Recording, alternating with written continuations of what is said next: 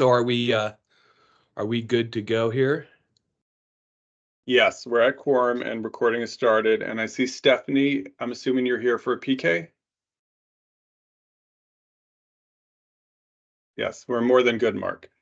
Okay, great. Well, good morning, everybody. It is April, what is it? 5th, 2004, 11:01 p.m. AM. Forgive me. Just getting caught up here. Obviously, I've been on a bit of a break and a little very rusty. I'd like to call the Public Records Advisory Council to order. And to begin with, I think we have some introductions to make. So perhaps what I'll do is I'll introduce myself, and then I'll just ask Todd to call out the other individuals to introduce themselves. My name is Mark Landauer. I am the chair of the PRAC under protest, of course. That's a kidding. But been on the PRAC since its inception, and I'm very honored and glad to be here. Why don't we, actually, I'm going to take the privilege and just ask that Representative Anderson introduce himself, and we'll go from there. Thank you.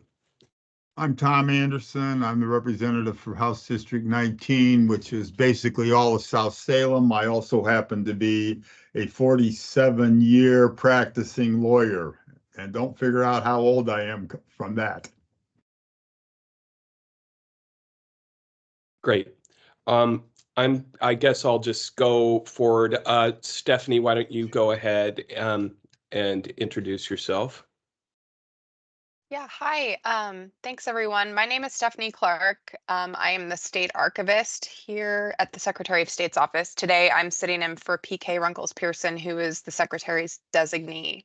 But I was on the council before and was even chair for a while. Indeed. So happy to see some familiar faces. Thank you. Andrea? Good morning. It's still morning. Andrea Chiapella, Communications Director at DAS. Scott? Good morning, everybody. Scott Stauffer. I am the city recorder for the city of Milwaukee, and I serve on the council as representatives of the cities. And I'm also currently the chair of the PRAC's bylaws subcommittee. Thank you for that, Scott. That was a much better introduction than I did. I should mention I'm the special district representative on the council. Mr. Glasson. Hey there, my name is Will Glasson. I'm an assistant county attorney with Multnomah County, and I'm serving as the representative for counties on the PRAC. Welcome. It's been a while since we had a county representative, and we're glad to have you here. Mr. Walth. Hello, my name is Brent Walth. I'm a professor of journalism, associate professor of journalism here at the University of Oregon. We're talking about counting back years, 40 years as a professional journalist, last 9 though as a teacher or an instructor here at U of O. And I'm just joined. It's my first meeting. I'm thrilled to be here. And Scott, Milwaukee, my hometown. Glad we have representation. We're happy to have you here. I thought I saw Emily hiding in the background. Yes, I'm here. My name is Emily Gothard. I work for SEIU Local 503, and I'm on the council as a representative of the public sector workforce. I don't know if Mr. Crone is an actual member. I'm trying to remember. Michael, knowing that you're with the 11. Okay, good. Thank you. Nice to see you, Mark, and everybody. Michael Crone with the Attorney General's office. Great turnout today. And have I missed anybody on the council itself? Well, it's a great turnout. Thank you, everybody, for being here. To those of you who are new, Mr. Glasson, Mr. Walth, congratulations. It's good to have you here. And we're generally a pretty relaxed, informal group, but today we do have some business to take care of, and I hope you had an opportunity to review those materials. I'm going to, at this point, get to agenda item number 3 and provide an update to the folks, everybody, on the public records work that actually we began. Well, it was back in 2022, I believe. We really convened that work group.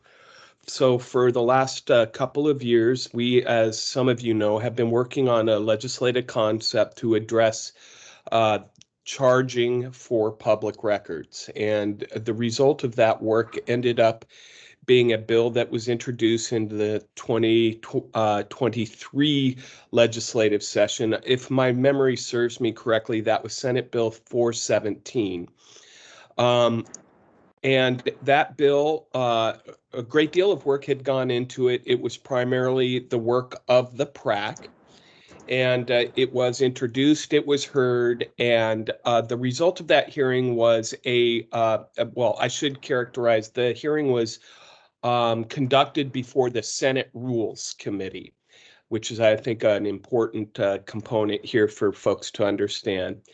Of course, the majority leader in the Senate and those members of that Rules Committee heard testimony on the bill. There were some concerns with the bill, primarily coming from government entities. And as a result of that, the majority leader directed myself and a representative from the media, a gentleman named Tom Holt, who represents SPJ, to convene a work group to work through the details of that legislation to try to come to some form of consensus.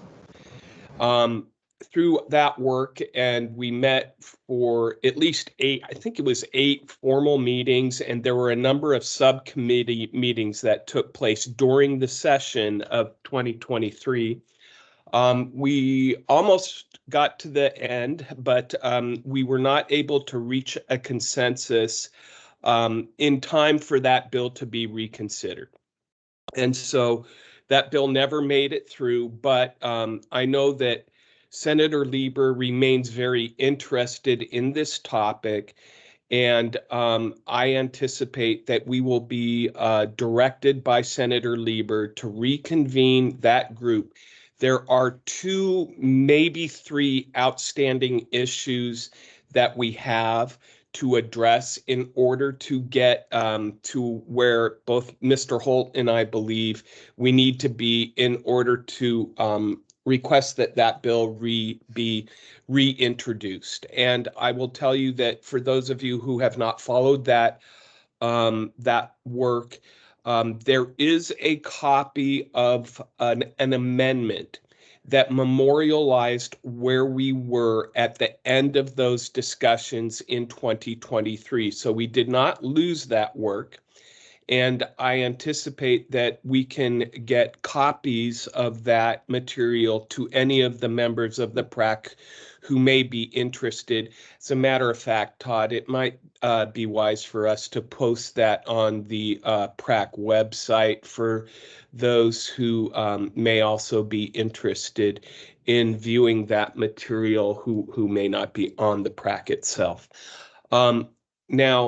I have not been directed by Senator Lieber to reconvene that group. However, it is my anticipation that I will be given that direction. And I'll just make one more statement and answer any questions at that point. The former co-chair of the PRAC, Emily Harris, did make a request of me when that group got reconvened, and she will be a part of that if she's able to, I believe. She felt that there was a lack of media presence, and I will confess that the room was pretty full of government types, right? And I don't think it was any intention to create an imbalance of the interested parties. I know that Steve Suo was also a very active member of that work group as well.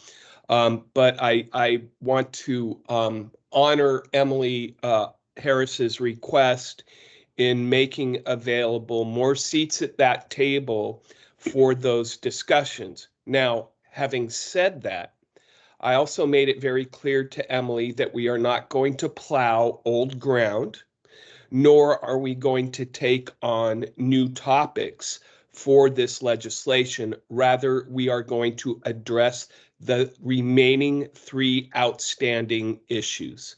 And with that, I see, Michael, you have a question. Yeah, thank you, Mr. Chair. It seemed to me that the government people who went and negotiated at the legislature were largely government people who were represented at the PRAC and were involved in creating the compromise that the PRAC recommended in the first place. It was a little bit surprising to me to learn that we were negotiating to a starting point for a second round of negotiations. And it felt to me like as a result, we ended up with a bill that didn't pass, but at the end of the session, that was very watered down from a compromise that already contained things that, you know, not everybody on the PRAC obviously was getting everything that they wanted. In my view, I guess I don't think that the bill as it stands is the PRAC bill anymore. And so my question, I guess, is whether you are proposing to pursue it as a PRAC bill, in which case I think we would need another vote on whether we support it. My vote would be no. Or what the deal is with that work group. No, that's a great question, Michael, and I appreciate your question here, and I'm afraid we may run over our time here today as a result of this. So forgive me, but Mr. Crone, you're absolutely correct, and I want to be very clear to those of you. I believe that I may be the only remaining government individual who was a part of all those conversations. And if I'm mistaken there, please correct me. But Michael, you are correct that we did introduce the PRAC bill. I was very clear throughout that entire process that I was speaking on my own behalf rather than my client, and that that my client would be consulted once I had a final product to share with them. And at that time, my client made it clear that they had concerns, and I testified as such before the Senate Rules Committee. As such, as I described, the Senate Majority Leader Kate Lieber directed both myself and Tom Holt, not as a PRAC, but rather as a legislative work group. And Michael, you've been around for a long time. You know how the legislative process works. Oftentimes, these things will be you're told to go into a locked room, and until the white smoke comes out of the chimney, we work through and negotiate those items. So the result of those negotiations, it's not a PRAC bill. I would completely concur, and I would also concur with your statement that it is watered down. But at the same time, it also addresses some of the concerns that the parties to those discussions had. And so this is how the legislative process works. You know as well as I do that that's oftentimes how things operate in the halls of the Capitol. And I'd be happy to follow up with any further questions that you may have.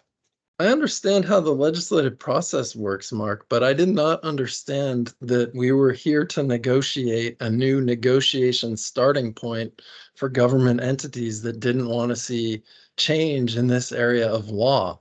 Like, I don't really frankly understand the purpose of our negotiations if at the end of the day, the product we create is just going to be renegotiated by people who are represented here but don't like the compromise that was reached, because it was a compromise. You may remember that Todd proposed that we move to a FOIA fee structure, that was too much in this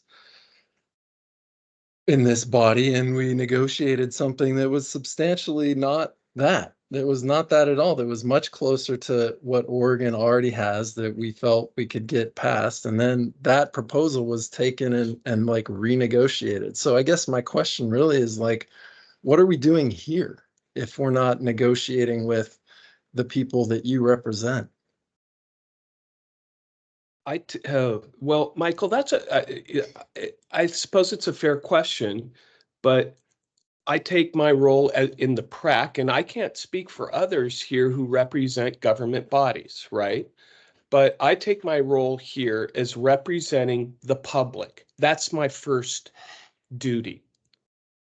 But I'm also here providing a perspective of local government from the special districts, okay? But my first duty is to represent the public at large in this role.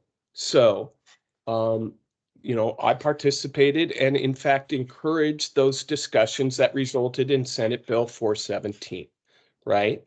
The result of that was a bill that was put before the body, my client, and frankly, the cities, the counties, the schools, even the state had objections and concerns to the bill.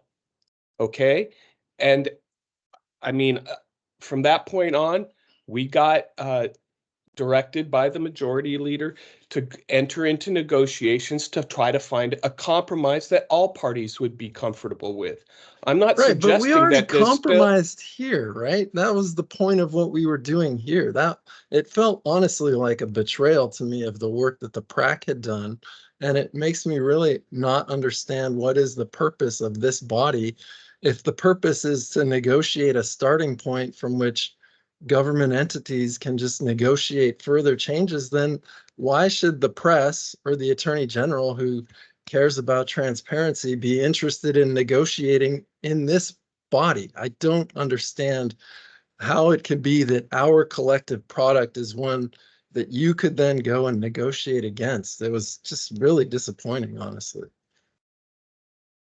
well, Michael, I suppose that's for a further discussion. I, again, have explained how this worked. I have two different roles.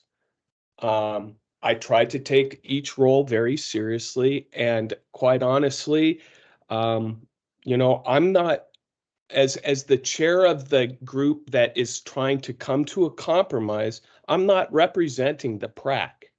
I'm representing my client, but I'm also doing it in an even-handed manner. And we had very productive discussions. I can understand your frustration, but again, this was for an update, Michael. It wasn't to have a debate about the process or anything like that. This was merely an attempt to provide the PRAC an update on those discussions. And you're welcome to join those negotiations when we're directed to do so again by the majority leader. And I don't know what else to share with you at this point.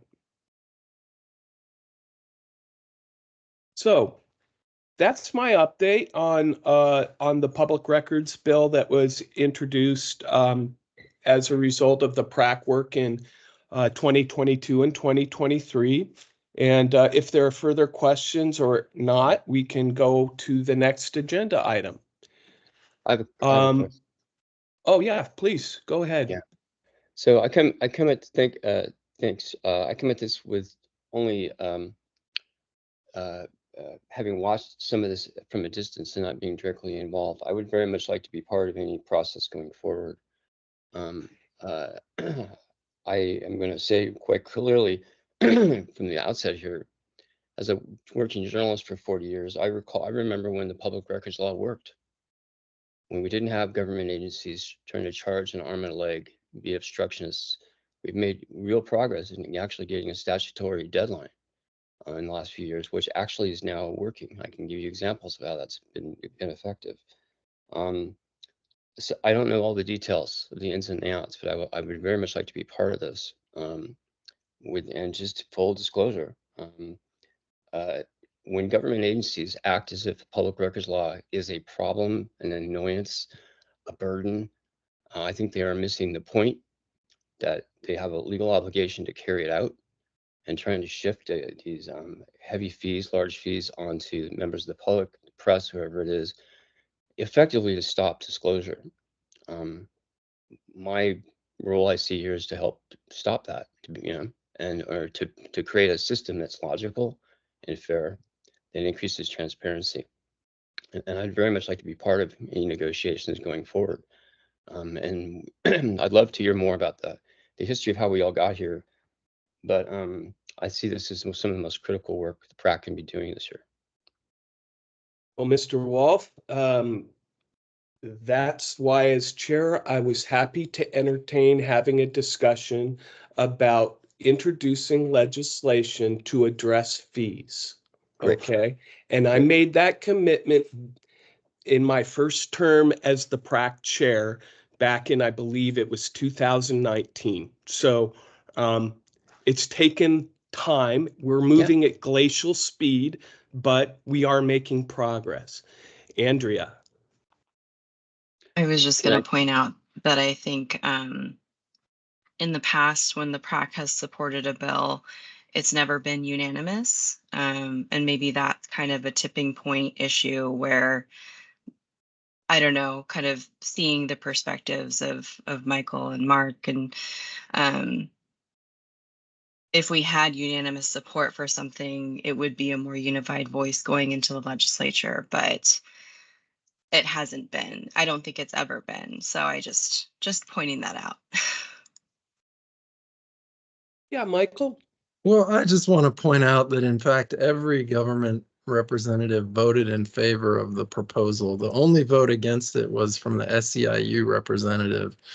And SEIU, as far as I know anyway, was not involved in trying to renegotiate the deal at the legislature. So I just want to clarify the record in response to Andrea's comment.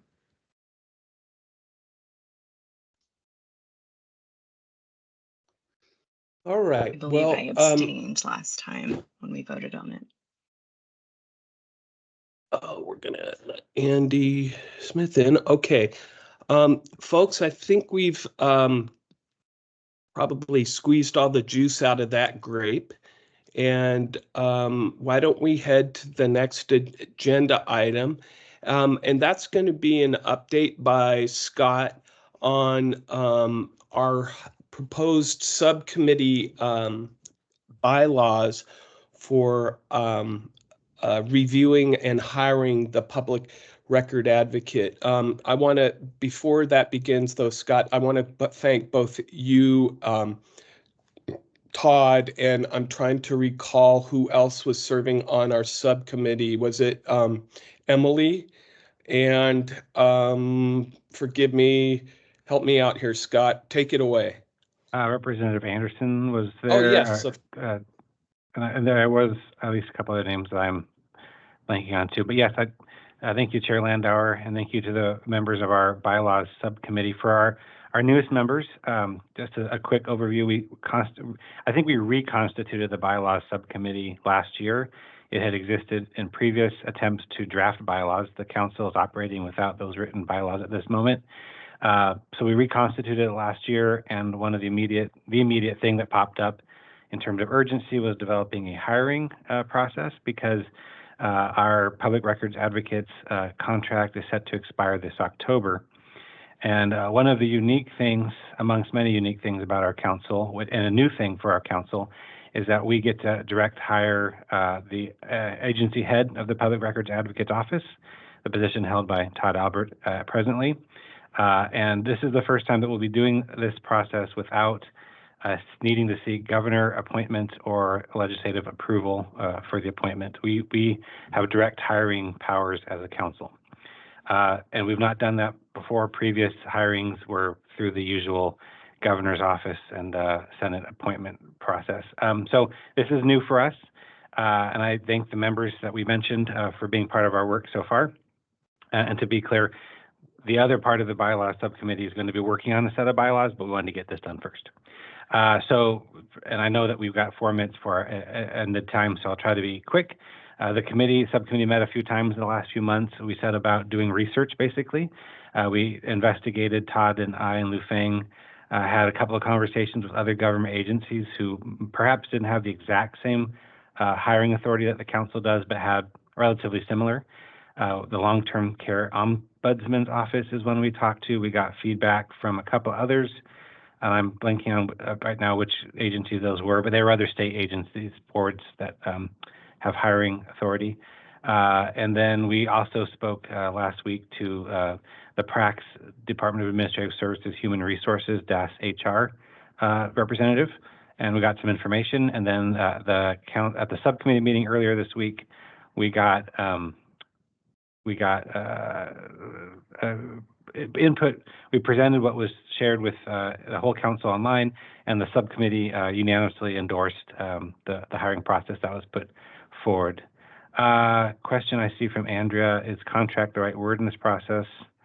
I've been operating with that word. I believe that Todd and the Public Records Advocate had a contract with the state of Oregon. If there's a different word, I'm opening to that. Todd? Yeah, statutorily, it's a term. I'm appointed for a term of 4 years. So I am a full-time state employee. I think contract might imply otherwise, but I mean, it's all kind of the same in the end. But yes, term might be closer to the statute. I'm a words person, so I was like, wait, what's that? And we want to get it right. Yeah. We want to absolutely get it right. So in this document, and maybe if no one objects, I'm going to share my screen real quick just to be clear about what we're showing here. So all that to say, we did research. We put together a proposed process for hiring the Public Records Advocate, and we tweaked it a bit. For those on the subcommittee, this version does represent the changes we talked about and agreed to. I did rework some of the wording down below. So you see this flow chart here, and then down below, I hope you saw that in the document that was posted by Todd. There's sort of explanation that follows the flow chart. I did rework that part just a little bit, and I hope it reflects what we discussed.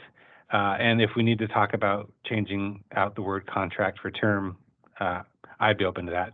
But in a very quick nutshell, basically the process starts with the Public Records Advocate, the incumbent, in declaring their interest in the position. And obviously, if they're not interested, then I think the council would jump to the recruitment part. But if there is interest in the Public Records Advocate, they inform the council one way or the other.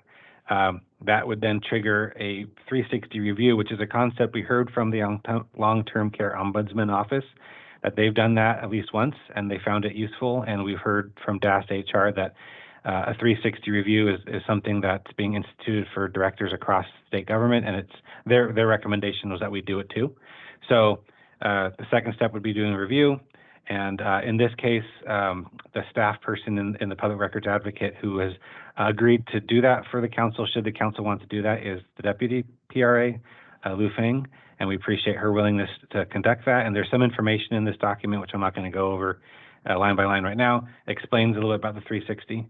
Then the 360 review results are shared with the PRAC, and I kind of proposed that we start with that in an executive session to kind of take that information, but we also want to make sure that that review, receipt and review of that review information is also done in a public setting so the public has an opportunity as well to weigh in on the PRA. And then after that information is received, any public comments received, then there'd be a decision point for the PRAC in step 4 as to whether the PRAC is interested in recruiting for a PRA or moving on to determining, developing a new term or contract with the PRA.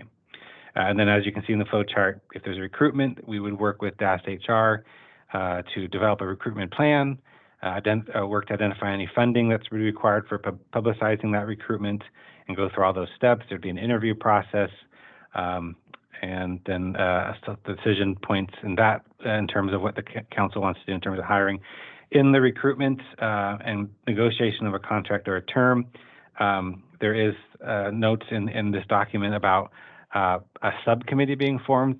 This would not be the entire full council negotiating or even being necessarily involved in all the steps of a recruitment process. Both the recruitment and the contract term negotiation in this process proposed would call for a subcommittee of the council to do that.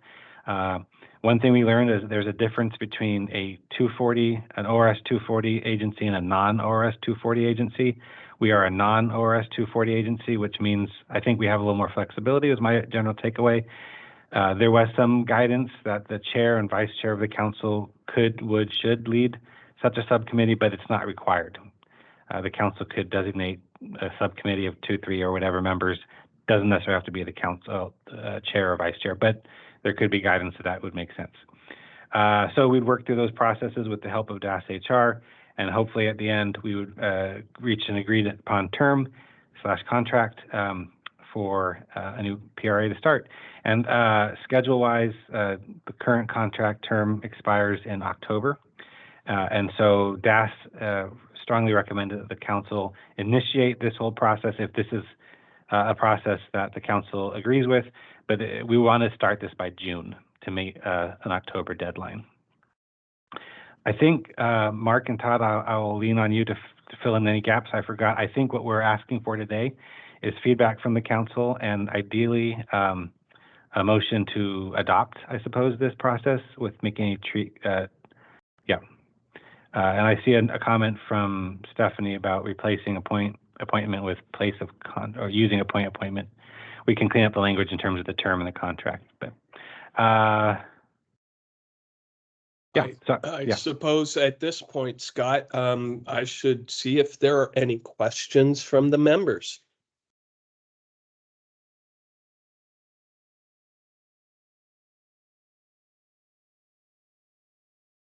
All right, that was a sufficient awkward silence. So I gather there aren't at this point.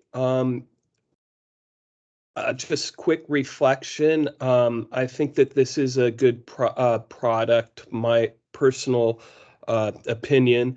I really appreciated Scott and Todd diving into this and really presented what I think is a practical, common sense, achievable process on this.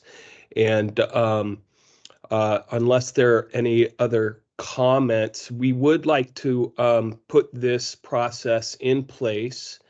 And Todd, I'd like to make a note for our next meeting for the agenda because June will be upon us sooner than we might all expect. That and I don't know when we will be having our next formal full PRAC meeting, but I do think that we need to appoint a hiring process committee at our next meeting so that we can, assuming that these bylaws are adopted, that committee can begin its work.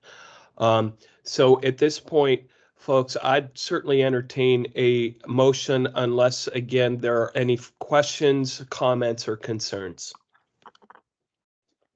I just put something in the chat. I don't know if 6BI is completely accurate, but I'm not a HR professional. I think there's other things there that could, like, I don't know if we need to call out anything specifically in this process either. So keeping it more general may be better for flexibility.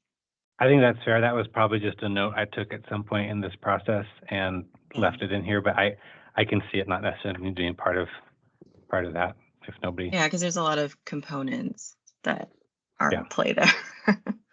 I think what I'm hearing, and if the council approves of this process, I'm going to swap out the term contract with perhaps with term, and then the appointment as noted in the chat by Stephanie, and then remove that part. But I think that's fair. And thank you for that note, Andrea. Yeah, thank you, Andrea.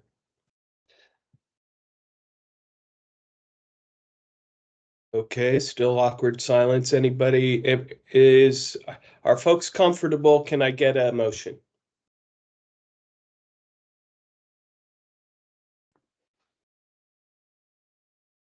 Well, the chair would move that we adopt this as the process going forward. And if there are further refinements that can be made or need to be made, that we can consider those at the appropriate time. Second.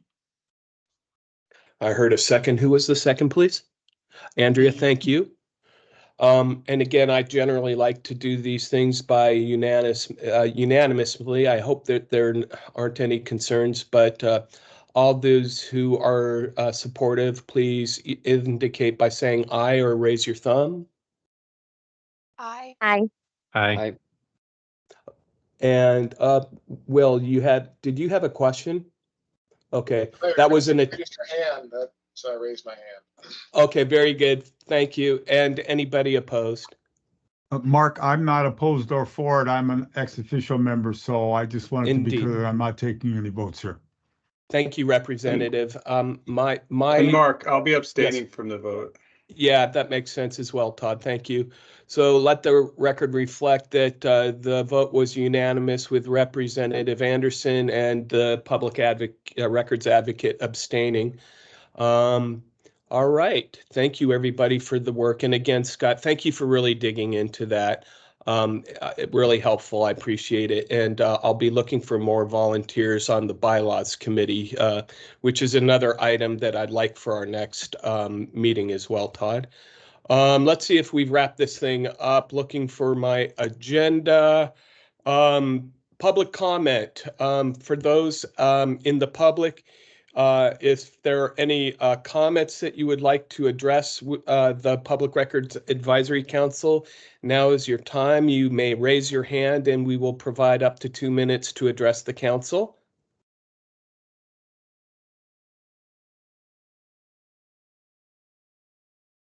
Okay, the long awkward pause has been completed.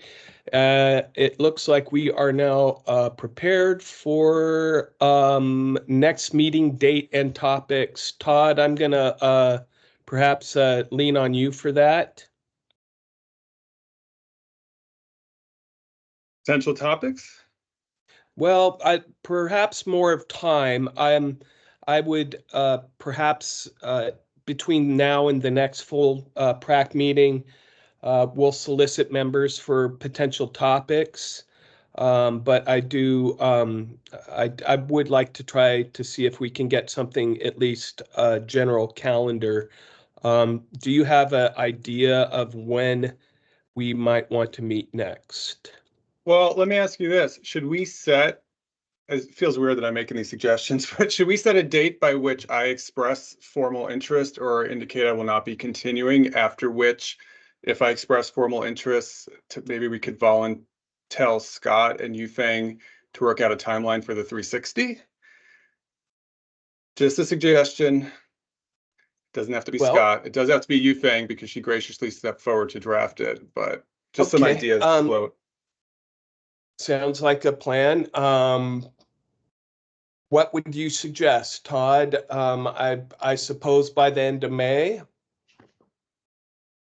Yes. How about, and this could eventually even become part of our bylaws or something, like X amount of time before the end of the term, advocate expresses interest, et cetera. So how about this time we say, May 31st? Sounds good. And Okay. perhaps what we can do, I worry a little bit if we require that too far in advance, right? That notice, Todd.